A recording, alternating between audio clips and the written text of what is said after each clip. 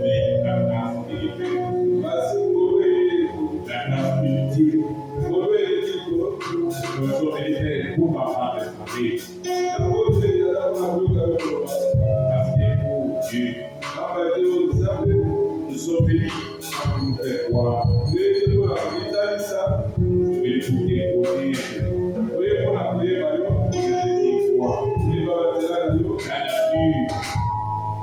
et la nature aussi, afin d'affronter la vie. Parce que la vie est un fardeau. C'est lui qui nous demande de s'appuyer sur les réponses.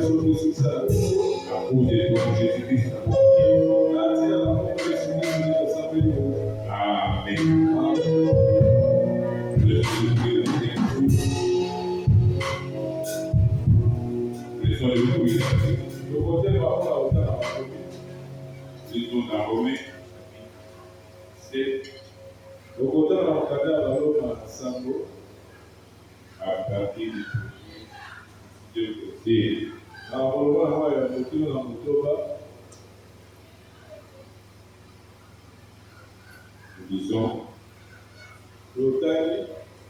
pour la Seigneur.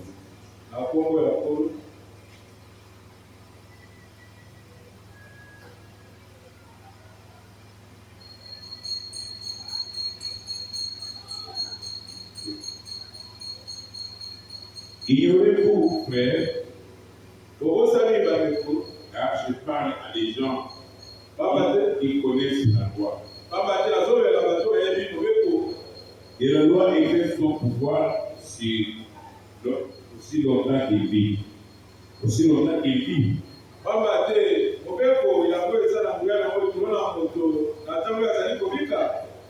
Ainsi, une femme mariée est liée par la loi à son mari.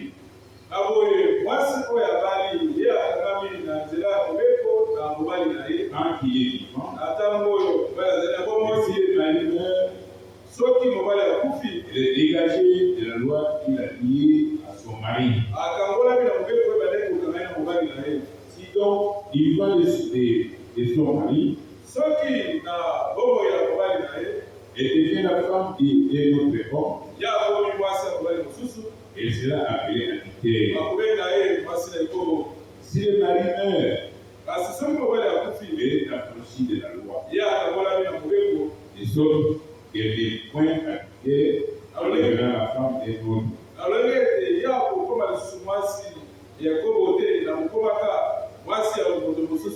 De même, mes frères, vous aussi, vous avez été par les corps de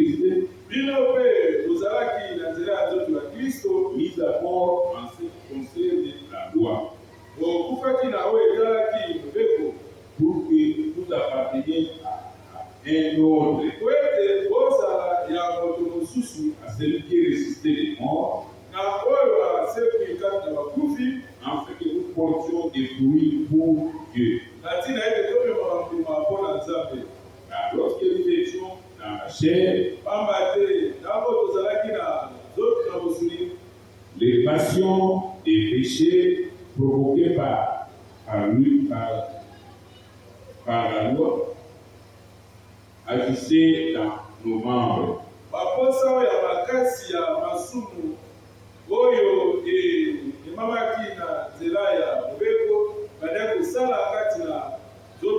Et donc que nous portions des fruits pour la mort.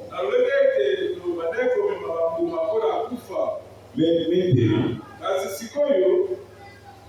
nous avons été dégagés de la loi.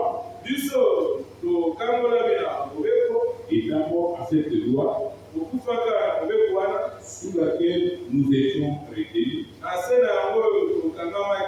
De sorte que nous serons dans un esprit nouveau. Et non selon la lettre qui a été.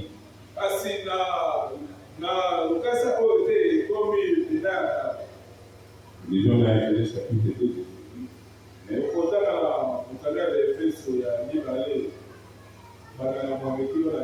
Ah, c'est par la grâce que nous sommes faits, que vous êtes sauvés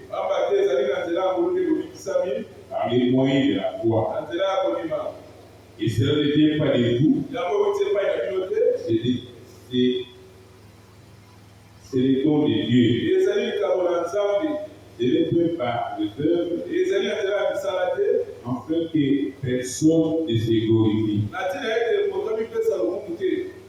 Apocalypse 13, 8.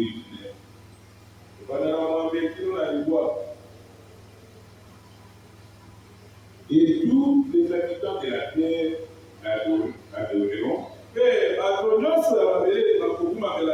Ce dont le nom n'a pas été écrit dès la fondation du monde dans le livre des filles de l'agneau.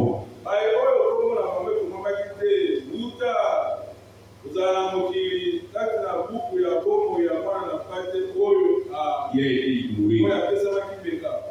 Si quelqu'un a des oreilles, il entend.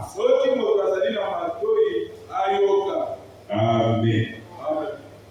Verset 32, verset 2.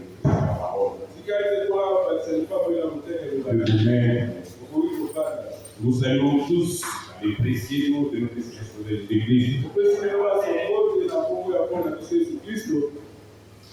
C'est un privilège de nous rencontrer à cause du dimanche. Un dimanche où notre religion avait eu son début.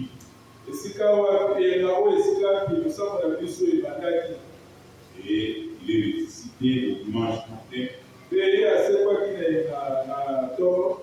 Il est le premier jour de la semaine. Comme cela a été écrit dans la loi. Les prémices étaient achetées de l'un de l'autre côté.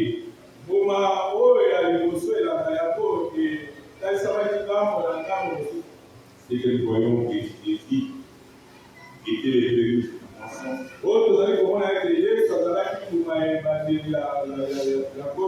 Et il était acheté de l'autre côté. Et cela était l'autre des choses à venir. 2000 ans après, nous voyons encore le même Jésus qui est revenu. Et nous parlons de tous ces matins. Amen. Nous sommes en train de parler sur notre livre, les deux livres. Nous allons regarder dans le livre de la vie et le livre de la vie de l'agneau. Pourquoi vous trouvez dans d'autres églises, on avait juste le nom dans le registre de l'église.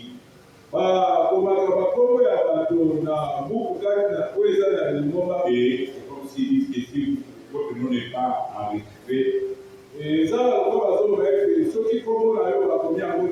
alors c'est permis. Ce n'est pas ces livres-là. Les églises vont écrire le nom des gens. Parce qu'il n'a pas dit personne. C'est un livre. Je pense que c'est une vie c'est une vie. Et la vie est sacrée pour Dieu. Une vie est sacrée pour Dieu. Amen. Mais quand nous allons lire ici, vous allez comprendre les livres. Les premiers livres, c'est notre vie, notre naissance naturelle.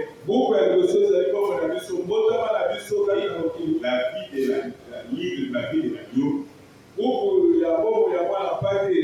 Ça, c'est la prédestination. Donc, vous devenez une nouvelle créature. Yo komekela mwasika. Les deux livres Buku moko wana. qui est devenu une nouvelle créature en Christ. Oyo komi ekela mwasika kati na Kristo. Par la nouvelle naissance. Na nzela ya botama ya sika. Et pourquoi la nouvelle naissance? Ya wana botama ya sika. C'est une révélation. Ezali emoniseli. Amen.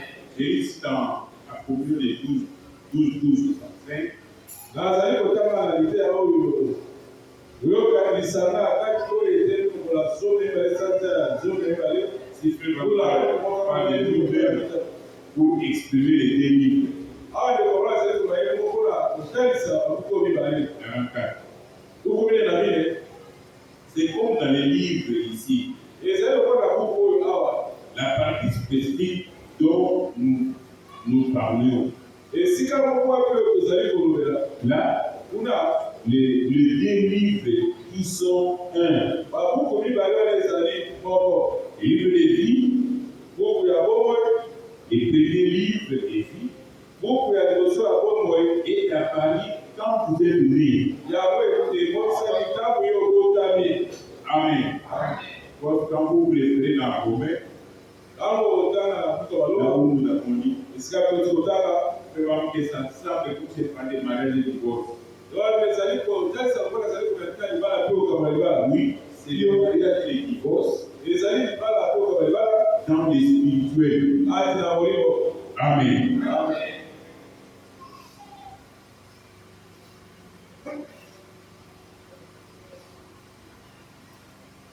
Quand vous êtes né, Tangu yo botami. c'était votre naissance naturelle. Ezalaki botama na yo kati na mokili awa. Voyez? Omoni. Mais alors, à un moment donné, Kasi siko na tango moko boye. tout au fond là, où il y avait un petit grain de vie, Kuna penza na mosili wana esika ezalaki na mpona moko ya moke ya bomoi. comme je l'expliquais, Lokola avec les jeunes sœurs epai ya bilenge basi moko à la maison na na ndako cet après-midi. nsima na nzanga oyo. Voyez-vous? Omoni. Il y a un petit grain de vie qui se trouve là alors.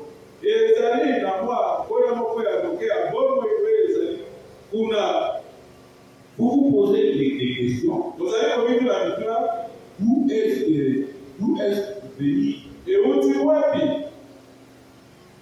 Et quelles sont ces choses étranges? Makambo nini ya kokamwa?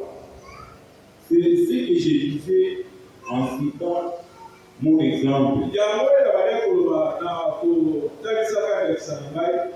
Comme si on disait, Lokola bali koloba William Branham est bien.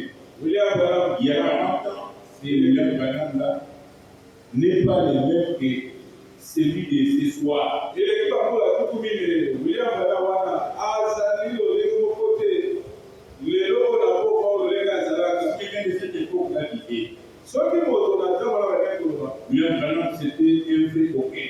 William Branham azalaki mpenza moto mpenza ya pamba. Voyez-vous? Omoni. Parce que j'étais né de Charles et de Branham. Pamba ete nabotamaki na Charles mpe Ela Branham. Et par leur nature, Na nzela ya lolenge na bango j'étais un pécheur. nazalaki mosumuki. Je suis venu au monde un matin Naye na mokili ya mokosi et toutes les habitudes du monde étaient déjà en moi. mpe imesano nyonso ya mokili ezalaki kati na ngai. Tout au fond, Kasi na kati kuna il y avait aussi une autre nature ezalaki na lolenge mosusu ya kibomoto qui était présente. oyo ezalaki wana. Voyez-vous? Omoni Prédestiné, oyo ebongisama otaka placé là par Dieu, etiami wana na Nzambe dans ces mêmes corps. kati na nzoto moko oyo. Voyez-vous? Omoni Deux natures à l'intérieur. balolenge mibale na kati. Amen. Amen. Parce que frère, que si on parle de papier éternel, Baba tele kwa biso bazali kolati na bongo il y ya a une sisi. sorte de vie éternelle. Ezala balenge kwa bongo ya sisi na C'est sisi. la vie sauvée. Ezali bongo ya La Nzambe. vie de Dieu. Bongo ya Nzambe. Donc si vous êtes un enfant de Dieu, Soki ozali mwana Nzambe, la Bible vous êtes un enfant de Dieu, quand vous croyez la parole, lelo ezali kotalisa ete ozali mwana Nzambe ezali ntango les ezali kalima. paroles ne sont pas les mots. Wana ezali koba liloba ezali malokolo ezali koba te. La parole c'est un homme. Liloba ezali kolokolo moko. Amen. Amen. Quand vous le croyez sincèrement, Ntango biblia de la naissance. Donc, il fait que vous avez toujours été en Dieu. C'est pas pour les connaître.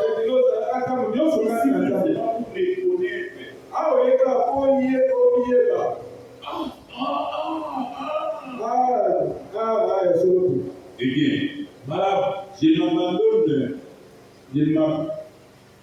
je m'abandonne qu'à une seule. Je m'abandonnais qu'à une seule. Au fil et à mesure qu'elle grandissait, j'ai gazouillé comme un bébé.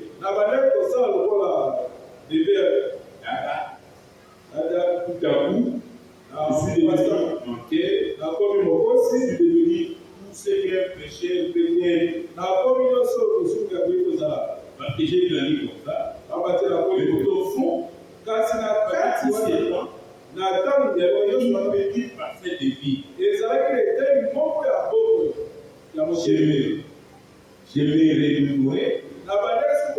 renouvelais à l'époque, quand j'étais petit. Je pense que j'espère que je ne vous retiens pas trop longtemps. Mais je chante assis là au bord du ruisseau.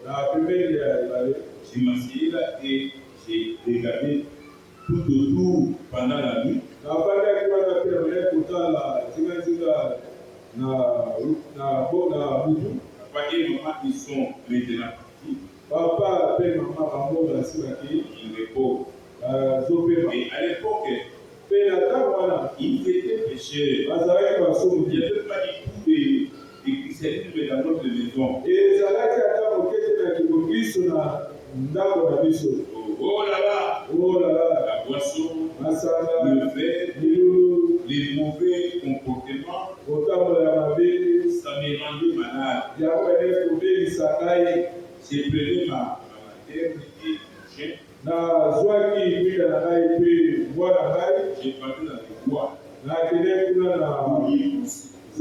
passait la nuit. Donc, passer la nuit, il y avait une vie en lui. Il passait des vies éternelles. C'est ce que là-bas. Les tabacs, les poissons. Pour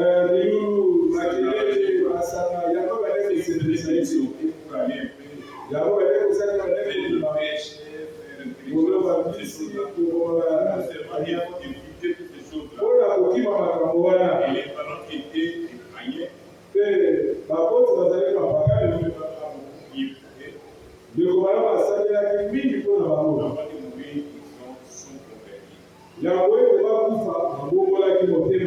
Amen. Pendant l'hiver, j'ai chassé jusqu'à ce que la fête soit finie.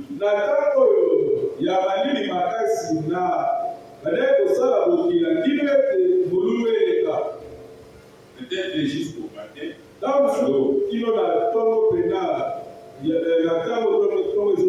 Si j'ai rentré à la maison, c'était pas fini. Il m'est arrivé de me coucher sur le toit d'une nuit. Et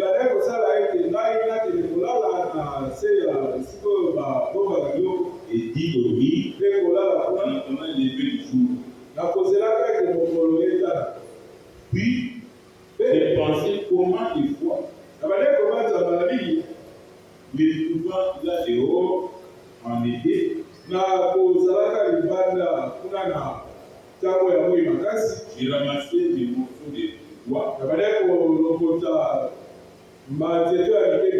enfoncés pour faire un petit tapis.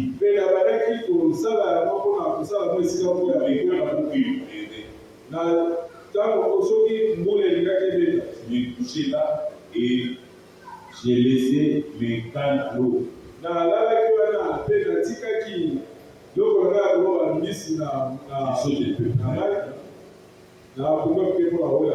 Qu'est-ce que c'était? Il y avait un autre lion. Vous voyez, il passait des vies éternelles. éternel. Et là au fond, provenant des chaînes de Dieu, la parole de Dieu a été placée là. Chacun de vous peut se rappeler des choses semblables. Voyez-vous, elle était à l'heure. Même le temps pour croyer là, il y avait quelque chose qui était en vous là. La parcelle de vie éternelle. Qui ne supportait pas parfois aller dans le fait, aller dans le ceci, cela. Ensuite, j'ai levé les yeux vers là. Et j'ai pensé, toi, fais. Et la bataille tournée.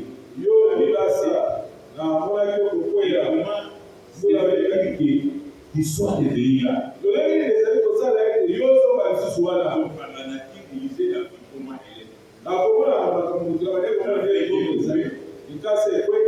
Il est mort. Et l'année prochaine, il est encore là, la même chose. D'où est-il venu? Il a amené ici. C'était cette vie éternelle qui enlève dans les corps. Amen. Est-ce que vous comprenez? Alors un jour, comme j'ai continué ma marche, cette voix a parlé. Ne suis jamais. Ne vois jamais. Et les jeunes gens et tout grandissaient.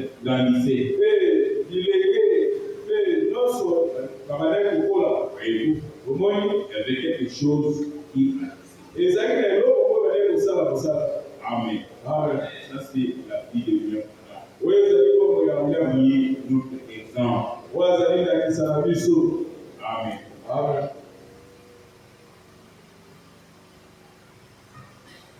Toujours dans la même idée. Un bio bien petit, nous avons d'abord passé une véhicule.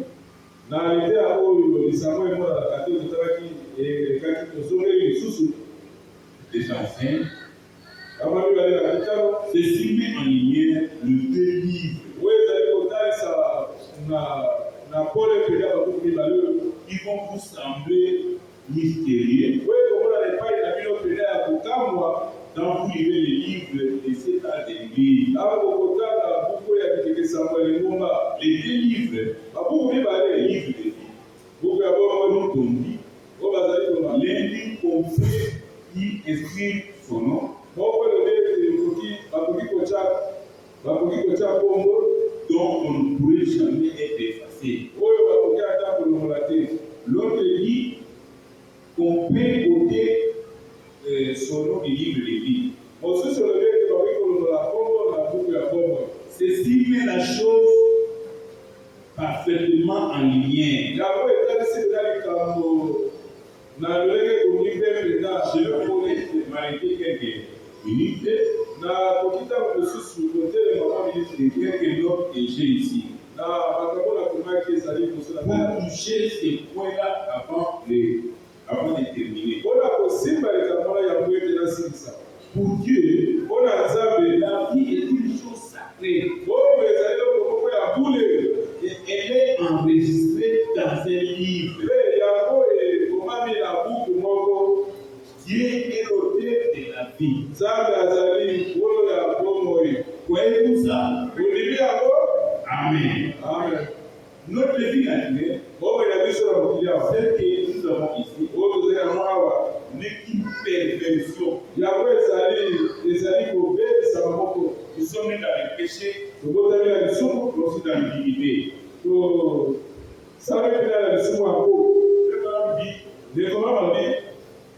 Ce n'était pas la volonté de Dieu que l'homme naisse par le sexe. La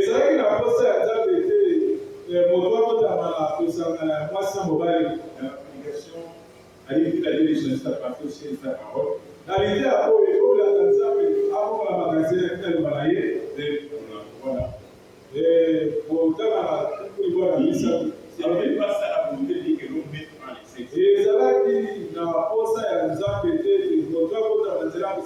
L'homme désigné par la parole. Jésus est né par la parole. Quand je suis venu à Marie, il dit, mais comment moi je ne connais pas d'homme?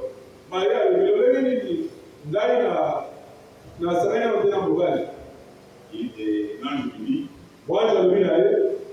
pour un enfant, ça pouvait de l'homme du Saint-Esprit. Marie a dit, il me fasse selon ta volonté. Le fait d'accepter ça, elle a conçu un enfant. C'est comme ça que Dieu voulait que nous puissions naître. Parce qu'elle avait dit que chaque semence produit son espèce. J'ai resté 11. Et Dieu t'a exposé, dit,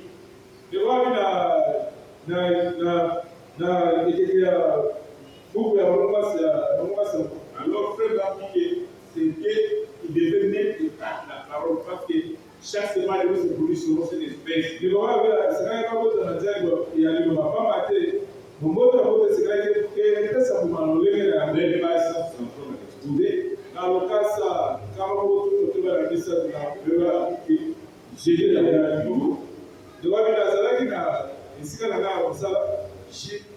les Écritures dire, prends une plume et écrit.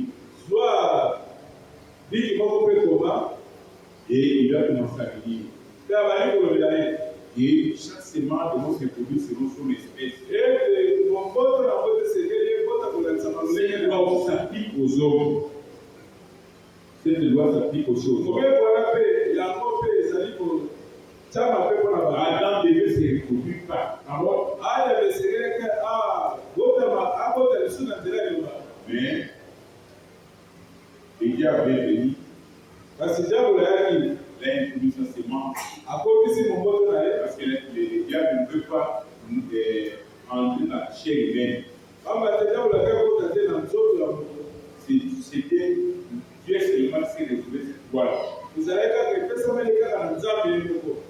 Et le diable devait entrer par les animaux. Comme dans les animaux et tous les gars.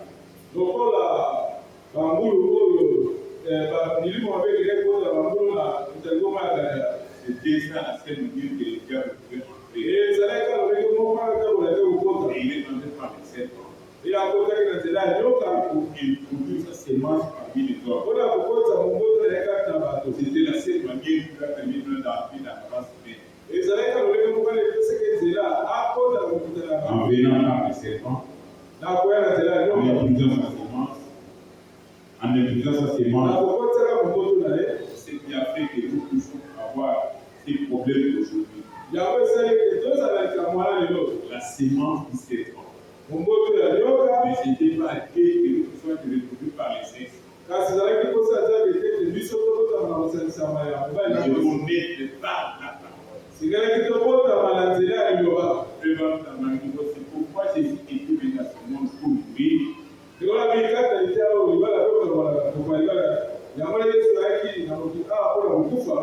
En fait, des gens de cela possible. Amen. Je ne sais pas si vous êtes avec moi. La vie est sacrée pour Dieu. Donc, cette vie est enregistrée quelque part. C'est pourquoi quelqu'un est né. Il y a une puisse tombée dans son cœur.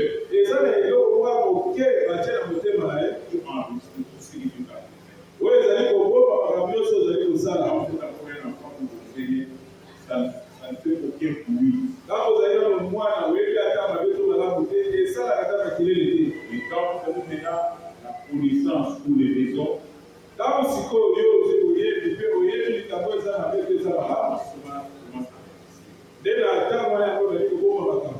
Amen. Pour bien le dire,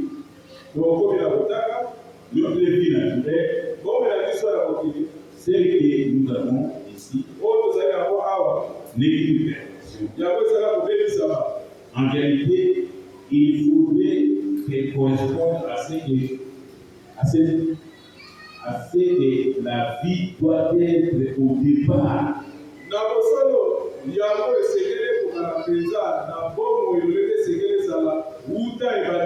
Mais elle est pervertie par la naissance naturelle. Lors de votre première vie, ou de votre première union, à votre naissance, vous êtes devenu participant de celle-là.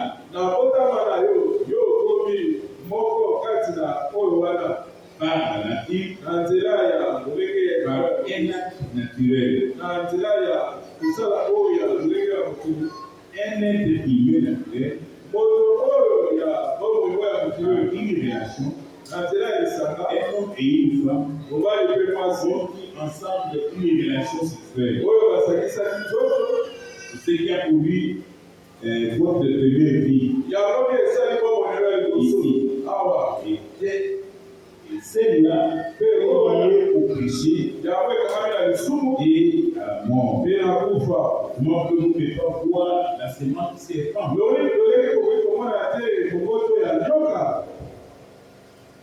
La question de votre niveau 3. Parce que nous sommes pas la perfection. Il n'y a pas moyen de laisser cette vie-là. La seule voie, c'est la mort. 246, question de réponse du vote.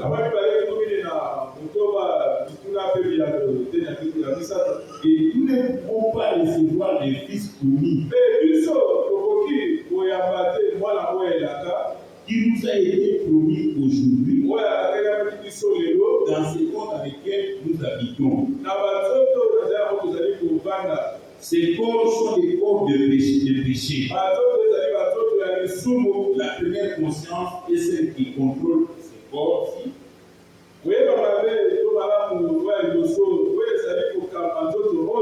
Par la vie et le péché, l'odorat et nous cause tous ces embêtements.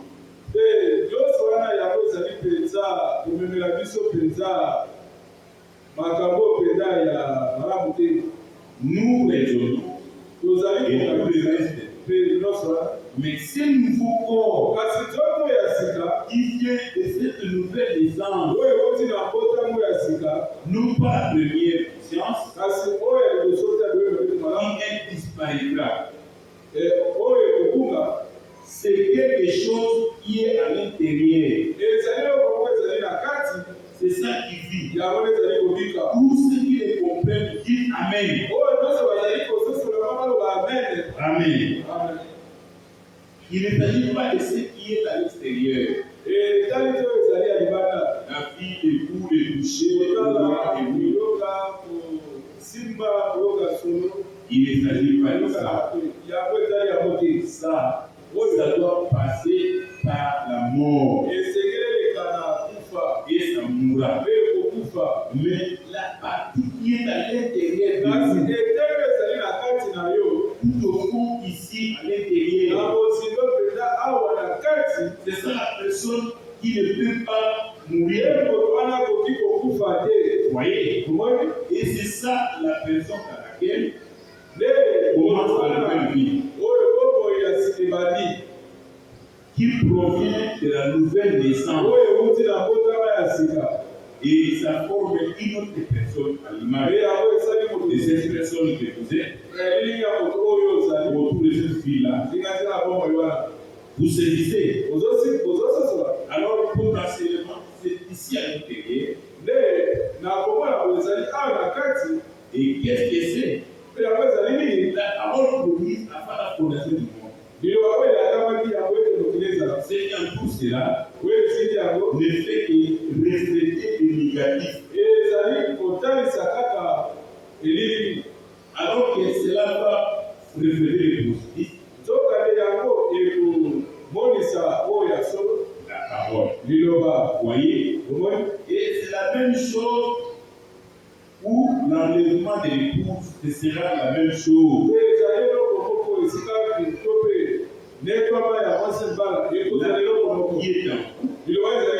Les corps se manifestent autour de cette parole. Et il se produira la même chose que dans les cas de Sarah.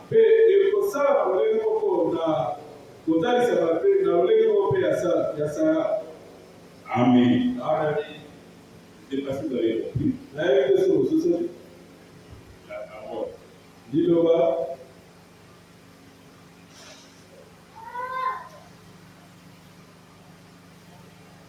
La parole doit se former.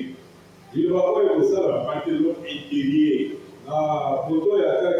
Quand il est nouveau, il est négatif.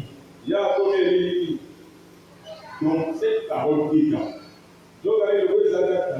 qui est une sémence, qui est venue chez du Père. Alors un jour, vous l'avez entendu, vous êtes né du tout, il forme en vous le négatif. Et quand le négatif est formé, il y a un corps qu'on appelle le positif aussi.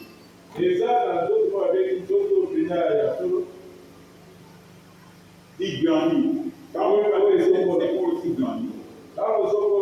Et un jour, ces corps disent.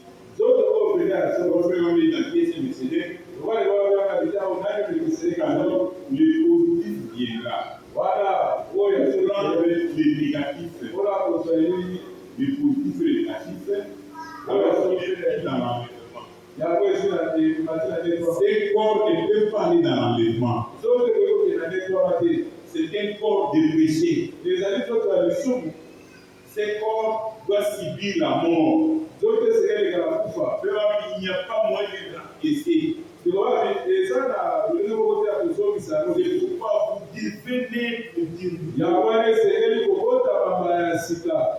Amen. Vous devez naître de nouveau. La nouvelle naissance, c'est une révélation. Amen. Regardez.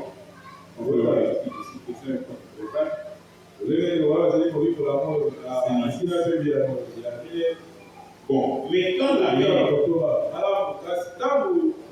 le petit bébé descend du cœur, descend. Vous comprenez ce que je suis en train de dire. La façon que pourquoi je l'ai dit de cette façon. Quand le petit bébé descend, qu'est-ce qu'il a dit? Aussitôt qu'il sort, s'il ne se met pas à prier, les docteurs de la sage-femme,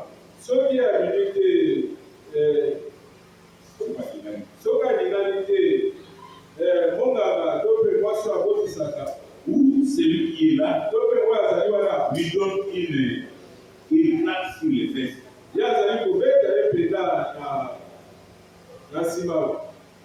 Les débits, celui qui doit recevoir un choc.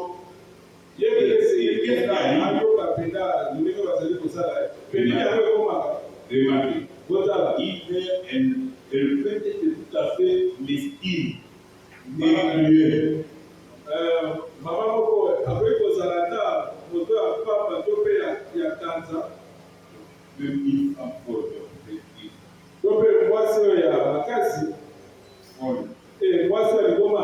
mais juste avant que les bébés naissent, il y a une certaine bonté qui s'installe.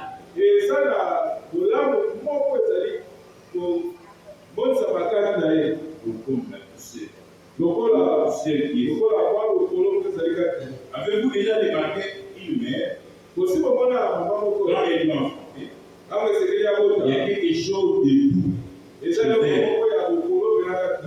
Elle devait toujours cette seule. C'est parce que ces petits anges, Et ça peut être moi j'ai la ces petits esprits, un petit messager pour cette petite demeure est prêt à apparaître dans le monde. Ensuite, il faut que ces petits anges entrent dans les corps. C'est un petit ange de la terre. Un esprit qui est destiné pour Dieu à occuper ses corps, qui est destiné par Dieu.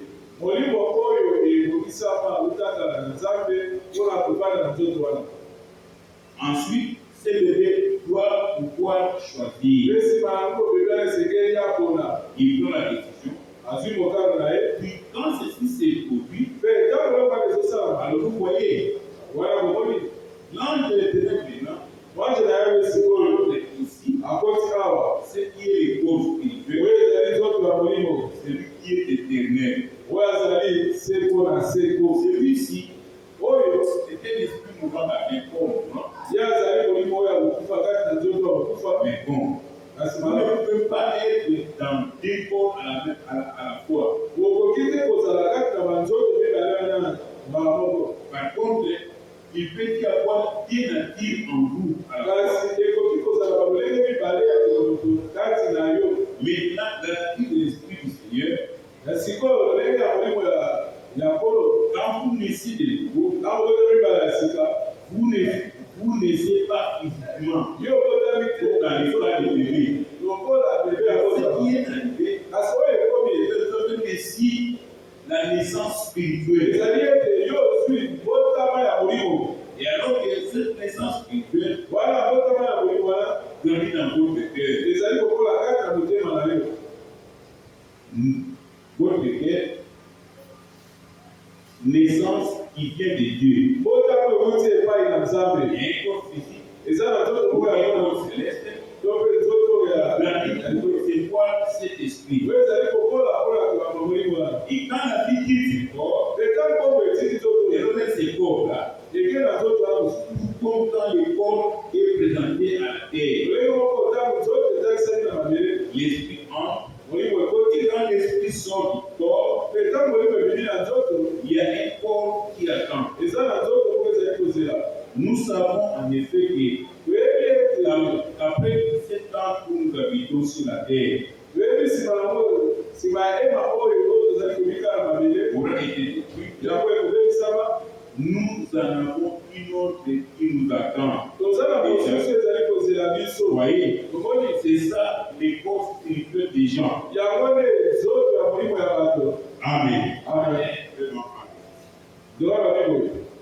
Quand il s'appelle comme ça, même s'il est intellectuel, même si elle est folle, mais avant de mettre au monde les enfants, il y a une poussette qui s'est dans la terre. Et cette poussette-là, cela veut dire que Dieu envoie un ange, un corps esprit. Ces corps esprit vient pour prendre soin de ces corps ici. Mais ce n'est pas un corps, ce n'est pas la nouvelle essence. Cet esprit-là a l'esprit du monde. Alors il entre en vous. Alors quand le bébé grandit, il reçoit la parole. En ce moment-là, Dieu envoie un autre ange. La coupée du sang.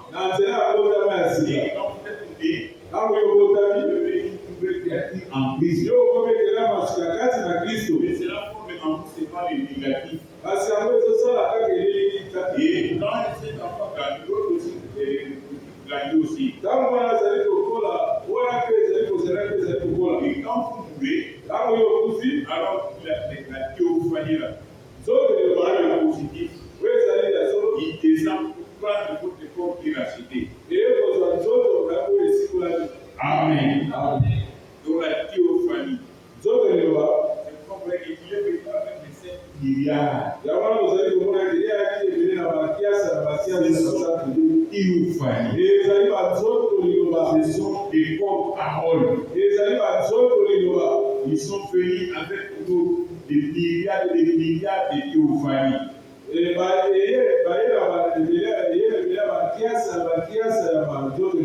Amen. Amen. C'est pour cela qu'un jour vous constaterez, en fait, c'est comme si vous entrez dans un autre corps, à moins de quelques secondes, et vous constaterez que vous avez toujours été là, mais dans une dimension plus rapide que celle-ci. Amen. Et les livres ne parlent pas des livres comme un papier comme ça. Beaucoup bazali kolobezali bazali kolate beaucoup moko lokola papier oyo. Non. Et les livres ne sont pas. Beaucoup bazali kolobela C'est la Bible. ezali bomo ya moto moko. Donc, les premiers hommes Moto ya liboso doivent mourir séparés avec l'ancien mari. esengeli akabwana na mobali na kala. Donc, l'effet de l'Église, c'est que nous avons un mari. Na lokwa tozali ezali kotasi tozali na mobali moko. Et ce mari, Mpe mobali yango dans son pays, ezali sata d'une manière dénouée. toye na lolenge oyo esengelaki te.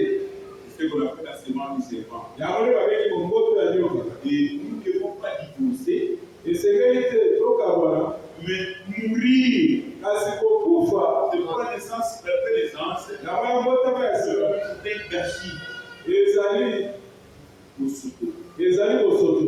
Amen. Amen. Alors, nous continuons à lire pour que vous compreniez que vous avez déjà compris que les deux livres, c'est une personne. tozali kokoma kotanga bososoli ete babuku mibale ezali moto Donc, deux livres. lolenge mibale kati na bino Mais tu ne peux pas faire la nouvelle licence. kasi okoki kokoma te na mbotama ya C'est sika la même mari même. yango ete mobali ya liboso akufa En obligation des œuvres de la foi, na liteya oyo misala ezali kotalisa mondima 117. kama moko zomi na sambo. L'enfant va expliquer dans l'histoire comment les gens viennent pour être guéris. yango ande loba bazali kolikola kati na lisano bayebi bayaka mpona kobika Parmi tout un auditoire, kati na lisanga moko oyo lorsque la ligne de prière décide, ntango molongo ya losambo moto azali koleka moko nsima vous en trouverez certains, okomona basusu et tous seront des braves gens. mpe bato nyonso bakozala pena bato pena ya solo Ils ont. okoki koloba Il y en a certains qui font des grands efforts pour y croire. eza na bayo bazali kosala makasi mpona kondimama na likambo C'est ce qui a été par leurs propres efforts. bango bazali komeka kokoma na likambo na nzela ya makasi na bango moko Certains n'y arrivent pas du tout. basusu bazali ata kokoma te Et d'autres par la grâce, mpe basusu na nzela ya molu ça est toujours, ça leur est tout simplement donné. yango epesameli bango kaka na pete Maintenant, voilà la différence. sikoyo kozala Vous voyez, omoni c'est ça qui produit les résultats. yango nde ezali komema penza mano La vraie révélation, emoniseli ya solo c'est ça. yango Parce que la foi est une révélation venant de Dieu. amba te kondima ezali emoniseli oyo euti epai na Il nzambe faut que ce soit pleinement révélé. esengeli ezala pena ya liboso etalisami. Amen. Amen. Voici tout ce que la parole vérité. Après, les gens selon la ligne de prière. yango wana soki ozali kolanda na likaba okomona ete ndeko bazali koyeka bato na kolakisa makolongo na ye Quand il commence à prier pour les gens, ntango bali kobondela mpoya bato vous verrez qu'ils sautent maintenant. okomona ye atima alio ozali kuna na molongo ya mitane alo ozali kobondela mpona azo emoniseli Ils ont eu la révélation de la chose réelle. azo emoniseli pena likambo ya solo Pourquoi ce qu'il demande là? yango azosenga wana Après la révélation, nzambe apesa c'est emoniseli le quoi? emoniseli ya nini Ce qui se passe au niveau de la chair. emoniseli ya makambo ezali koleka awa na etumbelo. Amen. Amen. Et ils reçoivent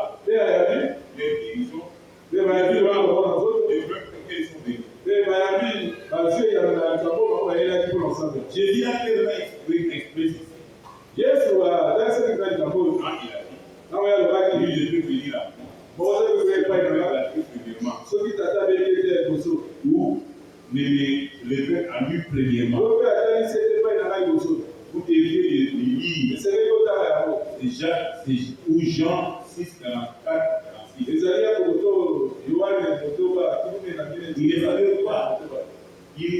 Il ne savait pas qui il était. Il pensait qu'il n'était qu'un homme ordinaire.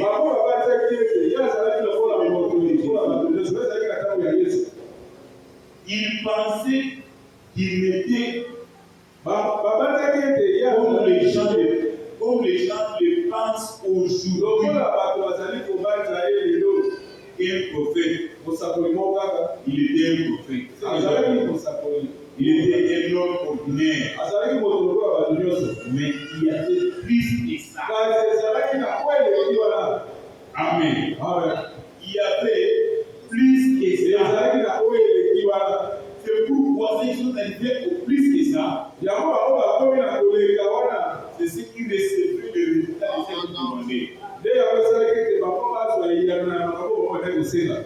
Amen.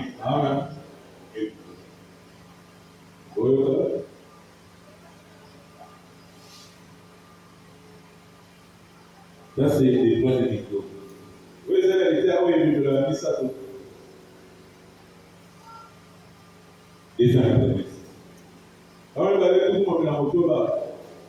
Et aujourd'hui, je ne sais pas si tu comprends. Je ne vois pas les gens qui viennent sur la ligne de prière. Les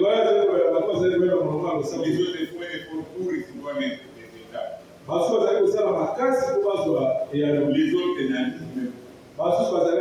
Mais les autres arrivent simplement parce qu'ils ont reçu la révélation.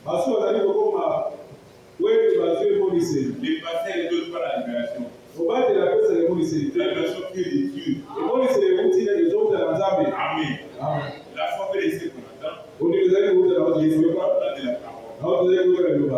Maintenant, les autres interprètent comme un prophète. Jésus, et aujourd'hui, la même chose. Nous interprétons comme prophète, comme un homme ordinaire. Mais il n'est pas un prophète. Il est plus que ça. Amen. C'est quoi qu'il est plus que ça? C'est ce qui reçoit les résultats. Aujourd'hui,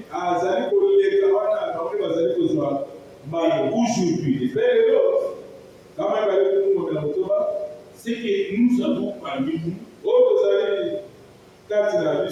c'est glorieux. Glorieux Saint-Esprit.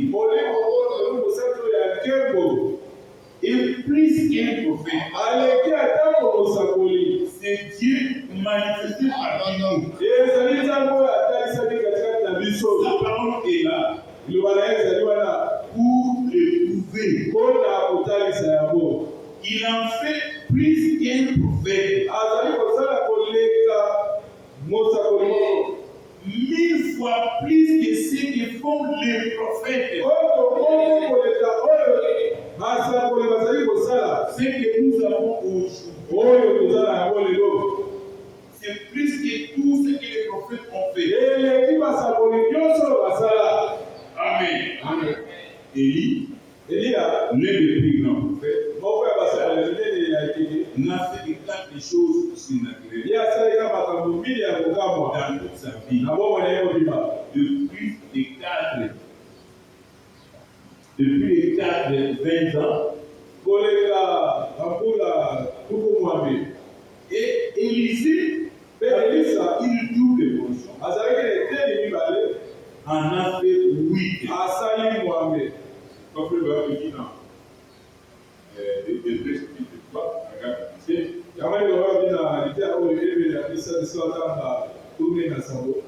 Aujourd'hui, Dieu est parmi nous. Parce que nous les voyons, il est parmi nous. Pas que ceci fait là. Mais nous savons que Dieu est parmi nous. Et si Dieu faisait de moi un Élysée incarné, si vous ne voyez pas cela, ça ne sera pas d'Élysée. bien. Et pour ça, là, quand on va voter. Et quoi? On a dit, Parce qu'il était venu vers les siens, on va dire qu'avec les points, on va aller. mais les siens ne l'ont pas. Parce que on va aller vers la vérité. Mais à tous ceux qui l'ont reçu, Parce qu'on va pas sur la vie. il a donné le pouvoir de Dieu. Après, si on va aller, on va aller. Amen. Amen. De l'homme de Dieu. De l'homme de Dieu. Nous avons participé dans une bulle d'esprit. Ache biso awa na tina moko Pour devenir mpona kokoma des enfants de Dieu. bana ya Nzambe.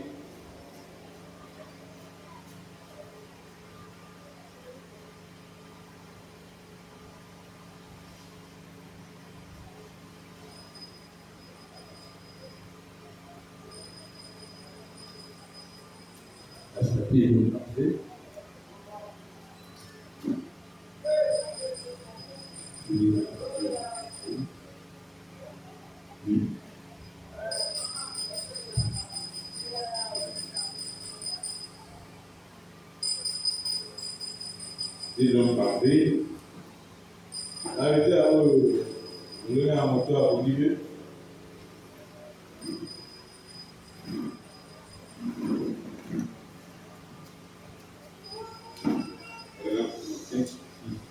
Esika batanga turu moto bana mitango kile na turu moto bana moto bana.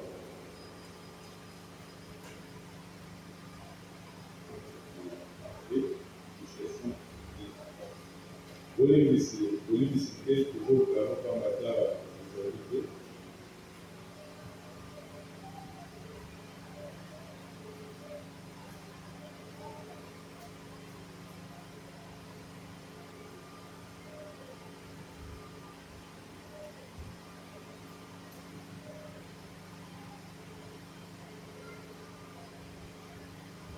Francis sera. Tuko moto bana mitango kile na turu moto bana moto bana. Qu'est-ce Dieu condescendant vers sa création? Yeye oyo Nzambe kokitaka kati na elamu na Dieu fait des travaux. Nzambe aliyo akumamela ye. Le mot Dieu signifie objet d'adoration. Lobela oyo Nzambe elakisi eloko oyo ya kokumamela. C'est Dieu essayant de conditionner son peuple Ezali Nzambe komekaka kotilika libota na ye. afin qu'il puisse obtenir que c'est pourquoi il les a créés. Na ntina kozwa epai na bango nini oyo ntina oyo ye akela bango. Il ne fait jamais fait pour être des bonnes choses. Asala yo te kozala eloko mosusu. Qu'un fils ou une fille de Dieu. Kaka mwana mobali to mwana mwasi ya Nzambe. Si vous avez manqué cela, Soki ozali yango, vous avez été fils et filles. elingi koloba kozala mwana mobali to mpe mwana mwasi ya Nzambe. Vous avez manqué de titre. Ozali ntina. Vous avez besoin d'un réglage. Oza na posa ya nganga. Et pour vous régler auprès de la parole parlée. Mpe mpona babongisa bapela bano bazali kobongisana eloba oyo elobami. Pour la parole parlée. Yango eloba oyo elobami. Et la sémence au ezali mokoto ya ebandeli. Amen. Et c'est que dangereux dès au commencement. Yango ezalaki na edeni ya ebandeli. Où Adam devait se découvrir par la parole. Esika Adam asekelaki abotala nzela ya liloba. Mais Dieu avait tenté. Kasi diabo akotaki. Les a détourné de cela. Ye apemisi bango na Ils yango. ont vu ces choses. Bango bakoki likambo wana. C'est parce que l'homme est remarqué. Yango elobaki kotala. Adam et Ève étaient un peu spirituels. Adam naye bazalaki nanu bato ya molimo. Dieu les a dit, écoutez-vous qu'est-ce qu'est. Nzambe alobaki bango boyikanisa mpe bokota. Donc, il parlait des fils de Dieu. Yawe nayekolela ntina ya bana ya Nzambe. Il venait de par la parole. Oyo esekelaki bakota na nzela ya liloba. Cela veut dire Kasi yango ebelisamaki. que Dieu vient dans la chair humaine. Mpe Nzambe aye na nzoto ya moto. Et rendre cela possible. Na ntina ete azongisa yango lolenge ezali na ebandeli. Pourquoi le prophète est venu Na mwana mosakoli ya ye a prêché la parole parlée. ateyi liloba oyo elobami. Et la parole parlée est la semence pour le ciel. Liloba oyo elobami ezali momboto ya ebandeli. Il nous ramène au commencement. Oui, ezali Au commencement. oyo ezali kozongisa biso lisusu na ebandeli. Amen. Amen. Nous devons devenir les fils et les filles de Dieu. Esike tokobaya mpe bana basi ya Nzambe. la nouvelle naissance. Anzela ya mbotama ya sika. Pourquoi la nouvelle naissance est très très importante. Ya mwana mbotama ya sika ezala motu ya koleka. La nouvelle naissance, c'est la révélation. Mbotama ya sika ezali emoniseli. Christ qui se révèle à nous Kristo azali komitali sepai na yo. individuellement. Na yo moko penza. C'est pas quelque chose d'ensemble comme ça. Ezali eloko ya lisanga loyo tozali koyoka. C'est quelque chose individuel. Ezali likambo ya yo moko. Le homme qui est sali était individuel. Likola bible ezali mpona moto ye moko. Pas dans un groupe pour dire que c'est notre église qui a reçu les cadeaux. Eza te na lisanga lokola tozali na liboma mpona olobaki tozwi lobiko. Ou d'autres églises pensent que si vous n'êtes pas dans leur église, To mpe mangoma mosusu bango balobaka ete soki oza kati na lingoma na bango te oza ya kobunga. là c'est une séduction. Oyo ezali kopepisa. Amen. Amen. Si vous croyez la parole, Soki olili liloba, si vous le placez à sa juste place, soki otie yango na esika na yango, si vous le prenez plus qu'un prophète, soki ozwi ye koleka mosakoli, et si vous le croyez seulement, soki ondimi ye, le va me dire, peu importe ce que vous avez fait, likola bi ata koyo osala likambo nini, si vous le croyez, soki ondimi ye, vous allez bien faire des nouveaux. ndenge okobotama mbala ya Si sika. vous êtes né de nouveau, Ntango otami mbala ya sika, nous trouvez déjà dans le livre de vie de l'amour. bomona yo ezalaka ntango nyonso na buku ya bomo ya Il n'y mwana a pas mapate. moyen de l'effacer. Makoki eza te ya kolongola yango. Ne va pas les Shida. Likola ezali koya ntina ya Shida, son Juda. nom avait été lié. Juda kombo na ye balongolaki yango na buku. Malgré qu'ils ont fait des miracles, Atako akendaki asalaki likambo le diable est tombé du ciel. Yesu abaki ete namonaki ntango kokita wuta likolo, Mais malgré cela, kasi atako ya bongo il a été fait. Juda azalaki mpenza azalaki na moto atekaki Yesu. Alors, Shida, son nom fut effacé. Juda kombo na ye balongolaki yango. Cela veut dire quoi? Elingi koloba nini? On ne s'habitue pas avec Dieu. Bamesanaka na Nzambe te. Dieu seulement si vous êtes né de nouveau. Soki ya solo mpenza ekotaki ya sika, Vous devez dire que chaque iota est là. esengeli obika eteni nyonso ya liloba Dans les moindres détails. na ndako na moke na yango. Parce que si dans votre cœur, vous n'avez pas les sentiments de Dieu, Soki na motema na oza mpenza na kosala ya Nzambe te, là, vous êtes encouragé. wana okomi nano te. Vous devez venir oublier. Wana esengeli oya mpona kobondela. Amen. Amen. Pour ce matin, que Dieu vous bénisse. Atoma lelo Nzambe akabola bino.